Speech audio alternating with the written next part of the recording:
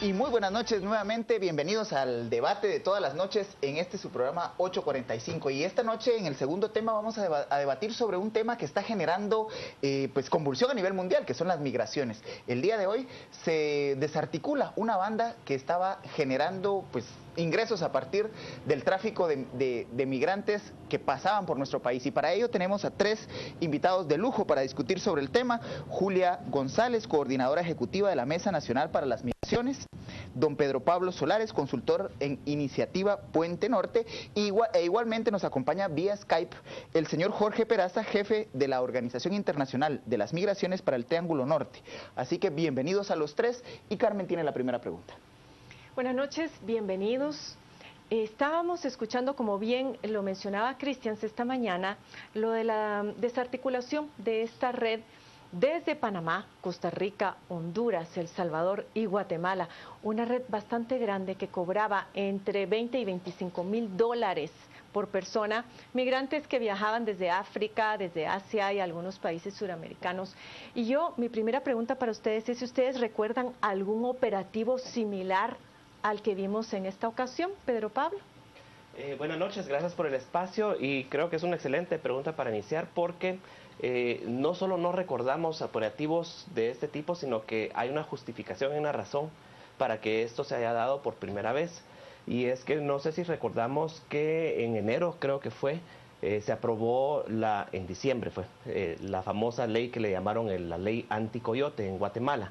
Entonces, este operativo a nivel regional en Guatemala fue utilizado por primera vez la legislación para desarticular con los mecanismos que nos trae esta legislación redes que en este caso pues tenían una trascendencia transnacional, no solamente era una red local. Pero si no hubiera estado esta ley, entonces los mecanismos que hubiera tenido que utilizar el Ministerio Público hubieran tenido que ser un poquito más a mano y no con las facilidades que dio esta ley. Señor Jorge Peraza, ¿estamos ante el inicio de la criminalización de las migraciones?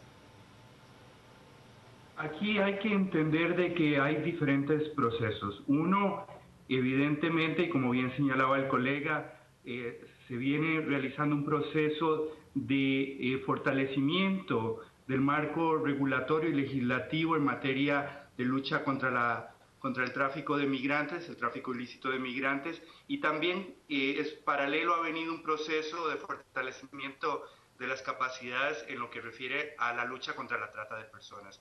Ahora, en el aspecto de criminalización de la migración, lamentablemente, a raíz de diferentes eventos que se han dado, arroja a la luz un poco negativa los procesos migratorios y a veces se confunde lo que es el tema de la libre movilidad de personas o los procesos migratorios actuales contra justamente lo que es la lucha contra el coyotaje y la trata de personas. Julia, este es un negocio que pareciera está creciendo aceleradamente y yo me pregunto si todas las medidas de seguridad que han sido impulsadas por Estados Unidos para controlar ese flujo migratorio están dando o no resultados. Bueno, creo que lo primero que tenemos que señalar es que si bien hay interrelaciones, son problemáticas distintas. El tráfico ilícito de migrantes, la trata de personas y por otro lado la propia migración. Tienen interrelación. El caso que hoy nos llama la atención de la red desarticulada es el uso de rutas de migración irregular para traficar personas, para hacer a personas víctimas de trata de personas en la modalidad de explotación sexual. Entonces, como decía, si bien es cierto, están interrelacionadas, son temas distintos. ¿Qué pasa con el tema de los controles? La securitización de las fronteras cada vez mayor, no solo en Estados Unidos, sino también en México. Pareciera ser que cada vez más Guatemala nos convertimos en la frontera sur de Estados Unidos y ya no México, ¿no? Entonces, los resultados de esos procesos de securitización de fronteras es poner, por un lado, en mayor situación de vulnerabilidad a las personas migrantes y entre ellos a un grupo aún más vulnerable, niños, niñas, adolescentes y mujeres, que son los que son más vulnerables para ser víctimas de violencia sexual y trata de personas precisamente, ¿sí? Don Pedro Pablo, si efectivamente hay una persecución a estructuras criminales como esta, que hacen de la migración, digamos, su actividad económica ilícita, ¿qué sucede con los migrantes? Es decir, ¿qué atención o qué trato se le está dando a esos migrantes que buscan llegar a un destino específico y que recurren a este tipo de redes criminales para poder alcanzar su objetivo? Bueno, yo creo que la respuesta debería ser clara en el sentido de que no está haciendo absolutamente nada. El Estado de Guatemala ha adoptado, como bien lo han mencionado los colegas, una política regional por medio de la cual la prioridad ha sido ir cerrando las fronteras y quitándolo de alguna forma los accesos que se tienen para poder realizar esos movimientos a través de las fronteras. En esta ocasión estamos viendo el ataque a la facilitación, a los medios que facilitan estos movimientos migratorios, los cuales ya están penalizados en Guatemala.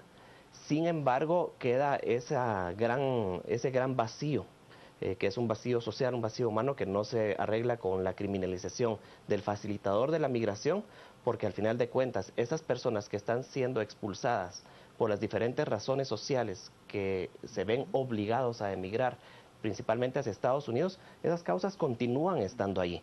Y bueno, en este caso estamos hablando de una banda que no operaba de Guatemala hacia Estados Unidos, sino que era únicamente de paso. Pero esta ley también nos afecta, o más bien dicho, todo este fenómeno también nos afecta en Guatemala, porque no olvidemos que la migración hacia el norte proviene principalmente de lugares, parajes, aldeas, caseríos, especialmente del occidente, donde la presencia del Estado es absolutamente nula y no hay oportunidades de desarrollo. Don Jorge Peraza, otra pregunta para usted. Dentro de las causas que llevan a estas personas a arriesgarse, a invertir estas grandes sumas de dinero, pues están lógicamente los factores económicos, el hambre, el hecho de no tener empleo. Pero en el Triángulo Norte se está viviendo un fenómeno particular que es el desplazamiento por la violencia. ¿Cuál es el análisis de los escenarios que usted ve en este sentido? Porque también aumenta bastante el número de personas que pide asilo en distintos países. Sí, nosotros el análisis que venimos realizando ya desde hace algún tiempo sobre los elementos que vienen afectando los procesos migratorios en el Triángulo Norte, evidentemente tienen que ver por situaciones multicausales. Usted bien señalaba, hay situaciones asociadas a una búsqueda de mejores condiciones económicas, también vemos elementos de reunificación familiar y también se destaca particularmente en algunos de los países el tema de la violencia, que inicia procesos de desplazamiento internos que muchas veces terminan con migraciones internacionales. Ahora, dentro de este tema de violencia también tenemos que ser muy cautos porque hay diferentes lecturas que se pueden hacer. Entendemos que hay violencia, causas domésticas, violencia intrafamiliar, también hay elementos de violencia de criminalidad común y evidentemente el actuar de las maras y de pandillas también son elementos que inciden. Yo siempre uso un ejemplo que tal vez nos permite identificar qué entendemos por factores multicausales. Si yo hoy me quedo desempleado y por algún motivo me asaltan, ¿cuál es el factor detonante en este momento? ¿Es que estoy desempleado o es porque sufrí una situación de criminalidad? Y la verdad es que es bastante complejo entender la correlación de estos factores. Julia, hay otra serie entonces de variables que están incidiendo en el fenómeno, no solamente lo económico, hay una serie de otros elementos, sobre todo en el Triángulo Norte, que están presionando hacia la migración. ¿Hay soluciones inmediatas que se puedan utilizar para atender la crisis de las migraciones en la región, Julia? Bueno, en Guatemala sería importantísimo, por ejemplo, que fuera aprobado el Código Guatemalteco de Migración. Es una iniciativa que es más que una ley, es un código.